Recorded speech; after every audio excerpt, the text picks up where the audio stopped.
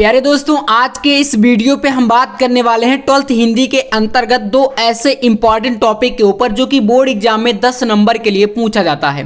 तो आज के इस वीडियो पे बात करेंगे महत्वपूर्ण कवि जीवन परिचय के बारे में और इंपॉर्टेंट या बोले तो महत्वपूर्ण लेखक के जीवन परिचय के बारे में। तो दोनों ये टॉपिक 5-5 नंबर के लिए बोर्ड एग्जाम में देखिए पूछे जाते हैं और इस वीडियो में आपको ये सारे जीवन परिचय पूरा का पूरा अच्छे तरीके से समझाने वाला हूँ कि कैसे आपको इनको जो है लिखना है, ठीक है, पूरा लिख करके। तो वीडियो काफी इंपॉर्टेंट है। आप अगर 10 मिनट का टाइम इस वीडियो को दे देते हैं तो समझ लो कि 10 नंबर आपका पूरा फिक्स है। इसके अलावा जीवन परिचय के टॉपिक से रिलेटेड आपको पूरा एग्जाम तक कोई भी वीडियो देखने की जरूरत नहीं पड़ेगी। तो चलो बात करते हैं। सबसे पहले यहां पर देखो लेखक जीवन परिचय के बारे में, जो कि आपका इंपॉर्टेंट जीवन परिचय इसमें आता है डॉक्टर हजारी प्रसाद द्विवेदी जी का जीवन परिचय।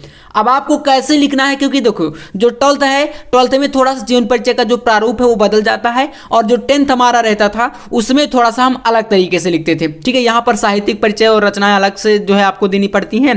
तो देखो कैसे करना है। सबसे पहले जीवन परिचय की बात आती है तो आपको ये बेसिक पहले इनको समझाना पड़ेगा। मतलब कि जैसे कॉपी पे आप लिखते हैं तो वहां पर कुछ शब्द सीमा रहती है, उन शब्दों के अंतर्गत ही आपको पूरा जीवन परिचय खत्म करना है, क्योंकि टाइम भी ज्यादा हम नहीं वेस्ट करेंगे। तो देखो लिखना है आपको, डॉक्टर हजारी प्रसाद द्विवेदी का जन्म बलिया जिले के दुबे का छपरा नामक ग्राम में सन 1907 ईस्वी को हुआ था और इनके पिता का नाम श्री अनमोल द्विवेदी था और पारिवारिक परंपरा के अनुसार इन्होंने प्रारंभ में संस्कृत का अध्ययन किया। इन्होंने काशी विश्वविद्यालय, जिसे आप बीएचयू बोलते हैं ना, बनारस हिंदू यूनिवर्सिटी, तो काशी हिंदू विश्वविद्यालय से ज्योतिषाचार्य की परीक्षा उत्तीर्ण की। अब देखो यहां पर आपको जीवन परिचय को स्टोरी टाइप से समझना है, ऐसा नहीं कि मतलब पूरा आप बुक की जो है थ्योरी को रट लें, ऐसा बिल्कुल नहीं करना।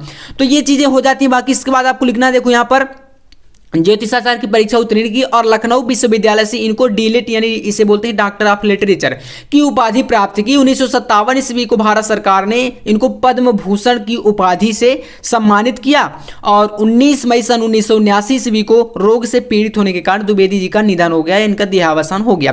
देखो इतना जीवन परिचय है। अब भाई बात आती है साहित्यिक परिचय, है ना। अगर आप 12th में साहित्यिक परिचय देखो नहीं लिखोगे तो नंबर नहीं मिलेंगे, ये याद रखना। 5 नंबर का पूछा जाता है तो आपको ये चीजें लिखनी पड़ेंगी और मैं बहुत ही देखो सरल भाषा में समझा रहा हूं, इतना आपको अच्छे तरीके से।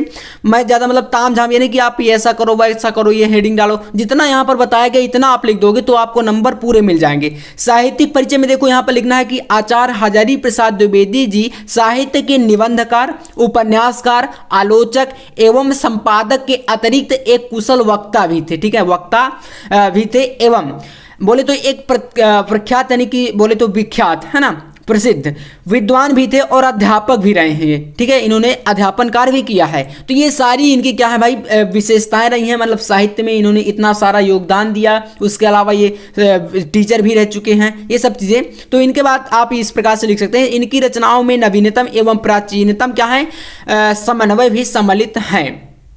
इसके बाद इनकी प्रमुख रचनाओं की बात करें, देखो यहाँ पर द्विवेदी जी की प्रमुख रचनाएं निम्नलिखित है, जैसे कि निबंध संग्रह की, अशोक के फूल, आलोक पर्व। अलग अलग तरीके से लिखना, मतलब एक साथ सम्मिलित करके मत लिखना कि आप सोचो कि एक ही बार में पूरी रचनाएं हम लिख दें जितनी हमें याद है, उस तरीके से नंबर कम मिलते हैं, कहीं ना कहीं एक नंबर कट जाता है। तो ऐसे में लिखना आप, जैसे यहाँ पर है जैसे निबंध संग्रह तो अलग से हो गया जो भी है, आलोचना वो अलग है, मतलब भले आपको इतना याद न रहे लेकिन हाँ हेडिंग डाल के लिखो आप। उपन्यास में आप यहाँ पर इस तरीके से लिख दोगे। तो ये देखो आपका था क्या, लेखक जीवन परिचय, जिसमें दूसरा जीवन परिचय आपको वासुदेव शरण अग्रवाल जी का भी तैयार करना है और ये काफी ज्यादा इंपॉर्टेंट आपके लिए होता है, ठीक है। तो अगर आप यहां पर गद्य में ये 2 जीवन परिचय पढ़ के जाते हो तो भाई 5 नंबर आपका समझ लो पूरा फिक्स है मेरी तरफ से, ठीक है। और जो भी चीजें इस चैनल पर पढ़ाई जाएंगी आपको 101% गारंटी के साथ बताया जाएगा, बस आप उतना फॉलो करके चलना। एग्जाम में 95+ जो हमारा स्कोर है हर एक सब्जेक्ट में हम बिल्कुल स्कोर करेंगे, बस आपको कॉन्फिडेंट रखना है मेरे ऊपर और चीजों को बस अच्छे से प्रिपेयर करते जाना है। जितनी चीजें बताई जाए, चाहे वो छोटा से छोटा टॉपिक हो या बड़ा से बड़ा टॉपिक हो, ठीक है ना। तो यहां पर ये भाई साहब लेखक जीवन परिचय हमारा समाप्त होता है। अब आते हैं यहां पर कवि जीवन परिचय में। देखो ये भी 5 नंबर का टॉपिक है।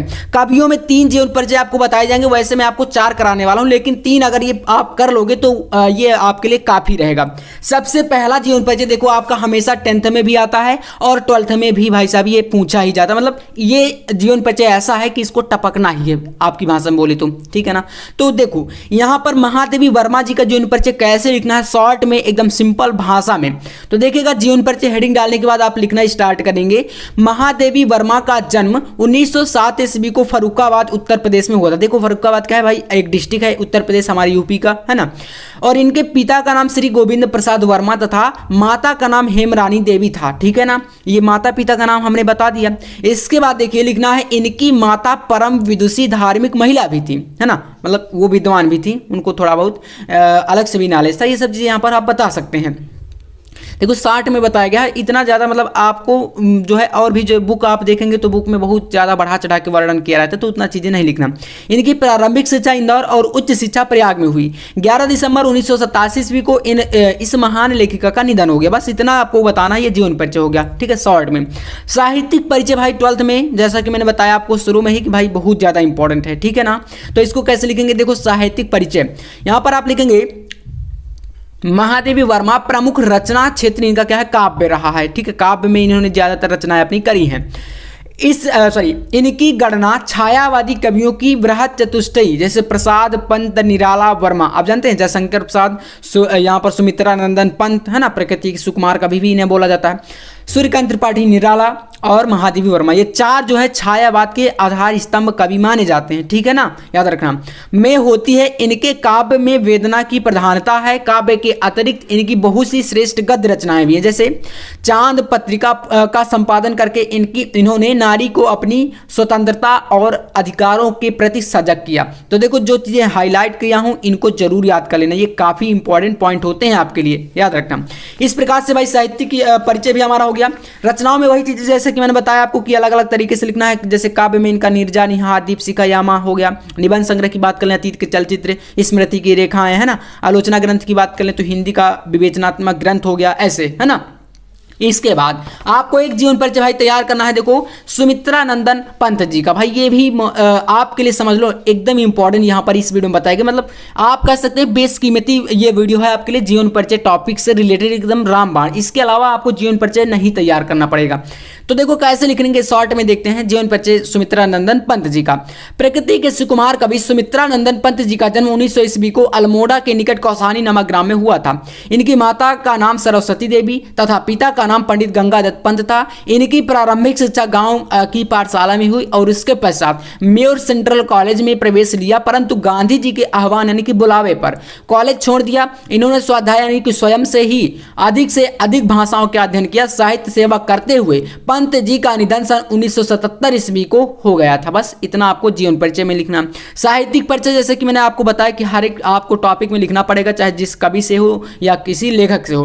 तो देखो यहां पर आप लिखेंगे शॉर्ट में साहित्यिक परिचय।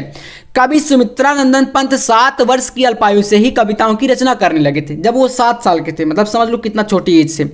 और इसके बाद देखो यहाँ पर इन्होंने रूपाभा पत्रिका का संपादन किया। तत्पश्चात यानी उसके बाद पंत जी का परिचय अरविंद घोष से हुआ और उनसे प्रभावित होकर, है ना, उनको देख करके कह सकते हैं प्रभावित होकर अनेक रचनाएं की। और 1961 ईस्वी को देखो यहाँ पर हाईलाइटेड पॉइंट को जरूर याद कर लेना, ये बहुत ज्यादा इंपॉर्टेंट है।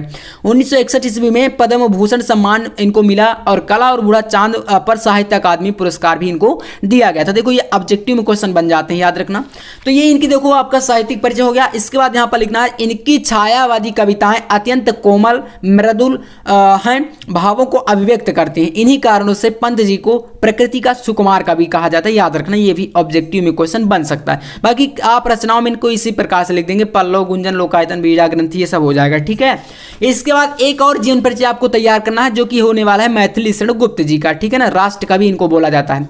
तो देख सकते हैं आपको जितने जीवन परिचय इस वीडियो में बताए गए हैं, बस इतना आप पढ़ के चले जाओ भाई। 5 में 5 आपका यहां पर कवियों में और 5 में 5 आपका भाई लेखकों में, बिल्कुल फिक्स है। इस वीडियो को ज्यादा से ज्यादा अपने दोस्तों के साथ आपको शेयर करना है जिससे कि उनको भी प्रॉफिट हो, और ज्यादा से ज्यादा आपको सपोर्ट करना है, यानी कि आपको लाइक भी करना है, जिससे कि ऐसे और टॉपिक पर जो वीडियो है ना वो आपके लिए इसी चैनल पर मैं लाता रहूंगा, ठीक है ना।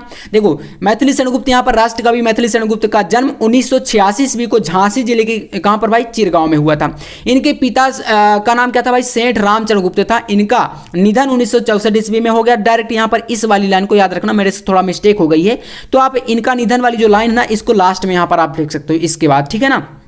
इतना आप लोग याद रखना। तो इसके बाद देखो इनके पिता रामचंद्र गुप्त जी भी एक अच्छे कवि थे और इनकी प्रारंभिक शिक्षा घर पर हुई, इतना कर देना। साहित्यिक योगदान या साहित्यिक परिचय को देख लो आप लोग। तो मैथिली सेनगुप्त राष्ट्रीय विशेषताओं से परिपूर्ण रचना करते थे। इनकी रचनाओं में राष्ट्रभक्ति, राष्ट्र प्रेम, ठीक है ना, मतलब जैसे भारत भारती को आप ले लो, इनकी ही रचना है। तो ज़्यादातर रचनाएं जो इनकी हुई हैं वो कहाँ पर भाई, तो राष्ट्रभक्ति के ऊपर या राष्ट्र प्रेम को रिलेट करती हैं, ठीक है, इसीलिए इनको राष्ट्र कवि भी कहा गया है। तो इसलिए इनको सभी कवियों ने राष्ट्र कवि की उपाधि दी। साकेत महाकाव्य के लिए इन्हें हिंदी साहित्य सम्मेलन द्वारा मंगला प्रसाद पारितोषिक मिला था या सम्मानित किया गया था, और भारत सरकार ने इन्हें पद्म भूषण की उपाधि से भी सम्मानित किया था। गुप्त जी ने खड़ी बोली के विकास में भी अपना महत्वपूर्ण योगदान दिया। इस प्रकार से आप कह सकते हैं ये द्विवेदी युग के सबसे लोकप्रिय कवि माने जाते हैं, ठीक है। कौन भाई साहब, मैथिली सेनगुप्त जी। इसके बाद यहाँ पर देखो इनकी रचनाओं में वही चीज़ें जो कि मैंने बताया आपको कि अलग अलग करके अनुदित रचनाएं जैसे वीरांगना, मेघनाथवध, है ना, मृत संहार हो गया, और मौलिक रचनाओं में साकेत, भारत भारती, यशोधरा, ये सब क्या है इनकी प्रमुख कृतियां हैं या बोले तो रचनाएं हैं। तो इतना अगर आप कर लोगे तो भाई यहाँ पर जो ये आपका टॉपिक है ना 10 नंबर का बिल्कुल एकदम फिक्स हो जाएगा। तो आज का ये वीडियो कैसा लगा, छोटा सा वीडियो था, अगर आपने पूरा देखा होगा तो बहुत ज्यादा आपको प्रॉफिट होने वाला है। बाकी दोस्तों के साथ शेयर कर दीजिएगा। ऐसे इंपॉर्टेंट वीडियो के लिए चैनल को भी सब्सक्राइब करके रखिएगा। मिलते हैं नेक्स्ट वीडियो में नेक्स्ट टॉपिक के साथ, तब तक के लिए जय हिंद, वंदे मातरम।